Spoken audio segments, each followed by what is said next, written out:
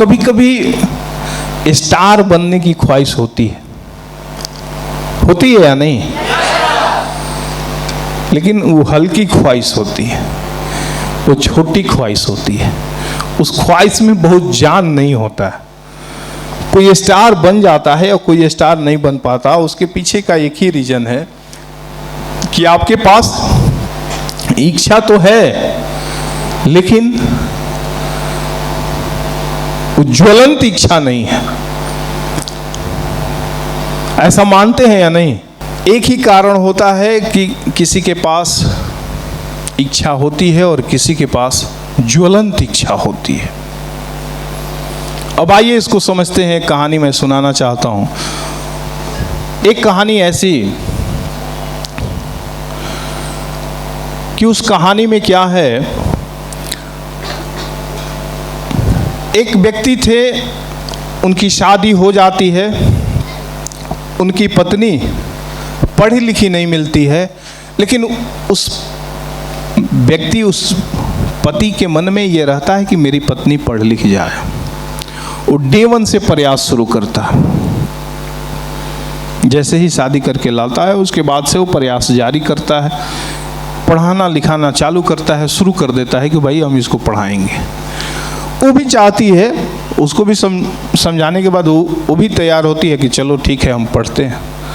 लेकिन 4 दिन 5 दिन चलता है और फिर वो काम खत्म हो जाता है और फिर वो रख देती है, छोड़िए अब पढ़ लिख के कौन जज होना है।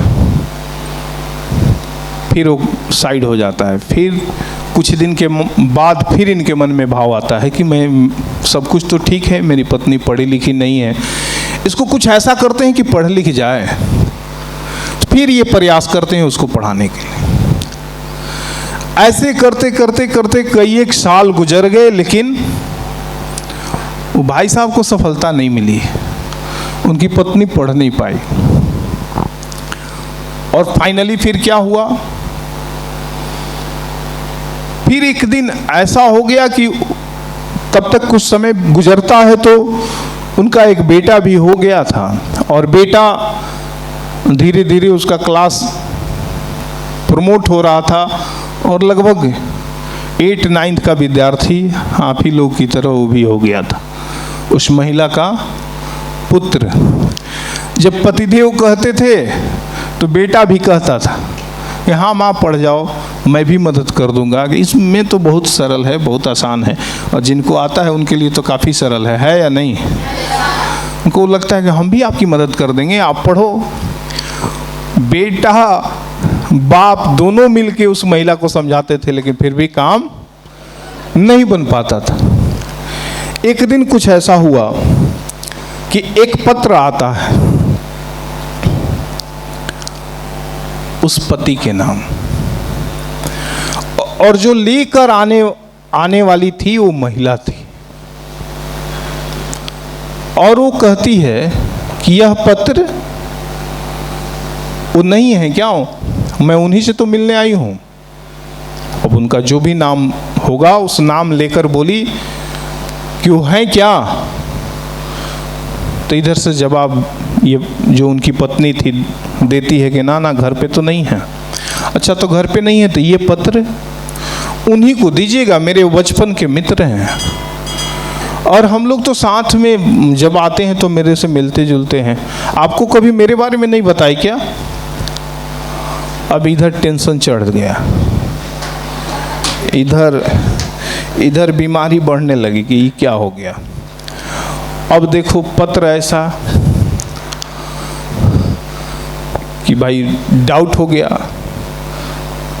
कि मेरा पति तो बड़ा आदर्श पति था, ये क्या क्या बाहर गुल खिलाता है, इसका तो आज पोल खुल जाएगा।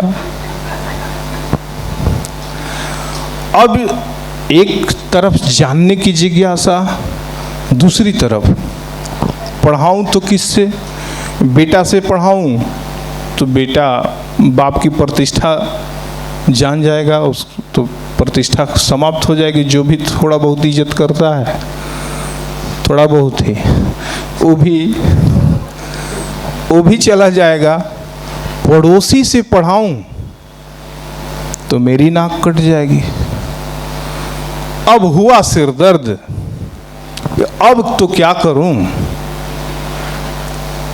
तो ले जाकर बहुत ही हिफाजत से बॉक्स में उसको लॉक कर दी।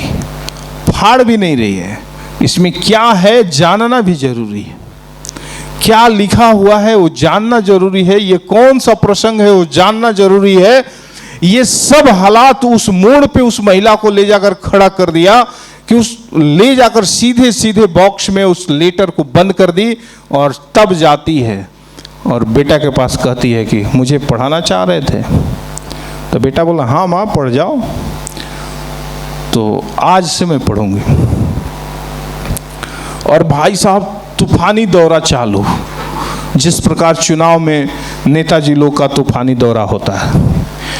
एक दिन में क से शुरू हुआ था और पूरा अल्फाबेट एकदम याद। तो मन में बेचैनी थी कि भैया उस पत्र में क्या है जानो। बेटा भी आश्चर्य में था कि माँ तो बहुत ज्यादा सीरियस है। और उसके बाद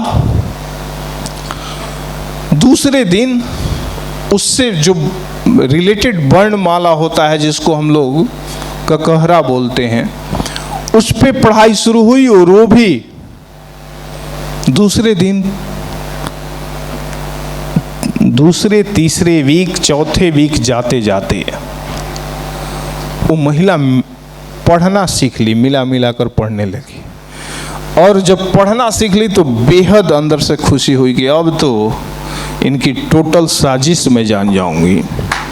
ये भाई साहब जो किए होंगे ये साजिश सब की सब मैं पोल खोल के और आते ही हिसाब किताब की बाहर जॉब करते हैं कि क्या करते हैं बता दीजिए। तो उसके बाद प्रेम से पहले तो जिस रूम में पढ़ने के लिए गई, जिस रूम में वो ऑपरेशन चल रहा था, उस रूम का जो भी गेट था उसको बंद की। बंद करने के बाद बॉक्स खोली, बॉक्स के अंदर से वो पत्र निकाली। और पत्र निकालते ही जब पढ़ना प्रारंभ कर रही है तो उसमें लिखा हुआ है कि क्या मैडम, मैं आपसे वर्षों से कहते कहते थक गया था कि पढ़ लीजिए पढ़ लीजिए पढ़ लीजिए पढ़ लीजिए। क्या हुआ, आज पढ़ना सीख गई।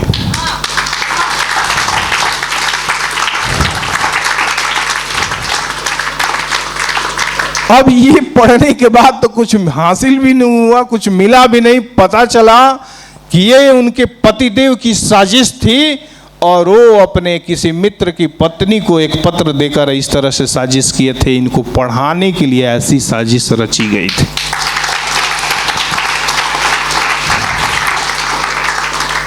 अब बताओ, मुझे आप ही बता दो, पहले वही महिला थी, पतिदेव आग्रह करते थे, पुत्र आग्रह करता था, नहीं पढ़ पाती थी। हालात वही, व्यक्ति वही, महिला वही, समय बदला, इच्छाएं बदली, परिणाम बदल गया है, नहीं बदल गया। इसलिए अगर आपको आज भी कहीं पे आधा अधूरा रिजल्ट आया होगा तो उसके पीछे तो बस एक ही कारण है कि आपके अंदर ज्वलंत इच्छा शक्ति नहीं है। जिस दिन से ज्वलंत इच्छा पैदा हो जाए, चाहे कैसा भी कठिन और कितना भी मुश्किल लक्ष्य हो, तो जिस प्रकार अरुणिमा सिन्हा ने माउंट एवरेस्ट को भेद दिया, उस हालात में भेद दिया कि पैर से ब्लड निकल रहे थे, एक पांव से माउंट एवरेस्ट क्लाइम कर दे, उतना ही जज्बा, उतना ही हिम्मत आप सभी के अंदर भी है कि आप भी संकल्प लो तो आप भी दशरथ मांझी की तरह, आज हम लोग उन्हीं के भूमि पे बातचीत कर रहे हैं, आदरणीय दशरथ मांझी की तरह आपके अंदर भी जज्बा आ जाए कि जब तक तोड़ेंगे नहीं तब तक छोड़ेंगे नहीं। तो क्या मैं कहता हूं, क्या आपके अंदर ऐसी अद्भुत ताकत निकल कर आएगी कि आप जो लक्ष्य बनाओगे उसको बखूबी भेद पाओगे। बस केवल एक ही अंतर है कि आपके अंदर ज्वलंत इच्छा होनी चाहिए।